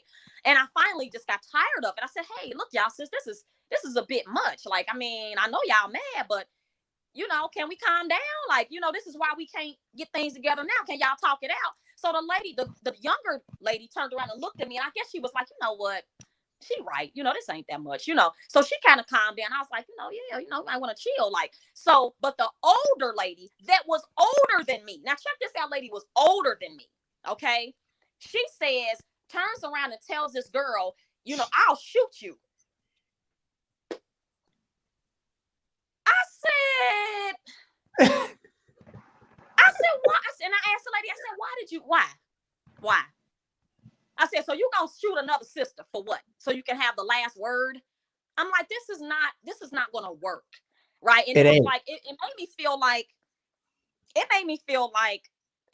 hopeless. It did. It kind of made me feel hopeless, but I didn't take it to heart. I mean, I walked out still the same person that I was, you know. But at the end of the day, I was just like, why? Like, so you're gonna fight so bad against your sister that you didn't get to the point where you had a little bit of an argument to the point where now you finna shoot her. I was like, this is just disgusting. Like, the way that we treat each other is just completely out of order. Yep, out of pocket. But it's like the saying goes, it's like we wrestle not against flesh and blood, and people can fill in the rest of the blank. You know what I'm saying? Yeah. Because we dealing with some other forces, folks. Yeah. For those who don't believe in no Bible, that's cool. But as for me and my house, I know what I'm dealing with. Right. For real. Right. You know what I'm saying? But like the person in front of me, that's just the shell that's being used to operate out whatever emotion. So people want to say that it's perspective. People want to say that it's a point of view. People want to say it's my prerogative. It's really a spirit thing. It's not, my own free will. Sometimes you're dealing with some other stuff. And sometimes you need to walk away because you're out of your league, you know, because it's like some people are just, for a woman to sit there and be like, I'll shoot you. At that point, in my mind, I'll be like, oh, I know what I'm dealing with. It ain't the norm. Yeah. I'm dealing with something else. Right. Yeah. Yeah. Goodness. Man, right. We're breaking up a lot here. It's all good. But look, we gotta do this again. I gotta cut it off. We about to run up into 2 hours. We done talked about just about everything, but hot sauce gotta jump back on the show again. You know what I'm saying? And also, by the way, folks, for those who don't know, Hot Sauce also has her own show. She be doing her thing too. Make sure you follow her because you know at any given moment, she'll go live and she got some hot sauce to drop. So, so where can they find you at online, like you know, social media wise? Love Media. I'm on Love Media Instagram and Love Media on my Facebook page. All right, you guys heard it. It's Love Media on Instagram, Love Media on Facebook. Yeah. Right. Now go ahead. It's like a black and like yellow symbol. If you see that, my face is not on there, so it's a black and yellow symbol, and it just says Love Media. I also have a group, and it's called Real Rational Relationships. And you know, that's more what I talk about. I talk about relationships and how to deal with each other. I mean, you know, I get into a little bit of politics because you know I can go, but at the end of the day, most of the time I'm talking about relationships and how both women and men and also sibling relationships mean a whole lot to me too, because that's something that's not covered a lot that I talk about. So that's where I can be found. Nice. All right. Shakina, anything you want to share with us before we bounce? Few things. First time I ever heard of you, Hot Sauce, and came in contact with you. Much love your energy. The other thing I want to say to you, Hot Sauce, is that you are undercover thug, because at the moment she said I will shoot you, I would have took my bundles and left out the door. that. V, me and my bundles would have been in the car, okay? Right. Don't say you're going to shoot somebody and I'm still trying. I'll say, you know what? I can't do what God can do. Godspeed, God bless. That's that. Calm down. But to everybody that joined us tonight, that commented, thank you for being here. And the thing that I want everybody to know is that solidarity and unity does not have to do with your color. It's about being on the right side of the issue. And as long as that's where you find yourself, we can accomplish so many things together. Yes, the Black community has a responsibility to each other, but right is right, and that has no color. So everybody can be a part of the change, and everybody can be a part of this thing turning around, even if it seems like it's turning around slowly. B, you already know, I'm so grateful to be a part of this with you. Love that we have this platform. Grateful for where we're going. And I look forward to being back here next week. Yep. Next week, same time, Slanted Brow Show, every Thursday night at 9. All right. Thank you guys on the flip side. All right. V, who is typing?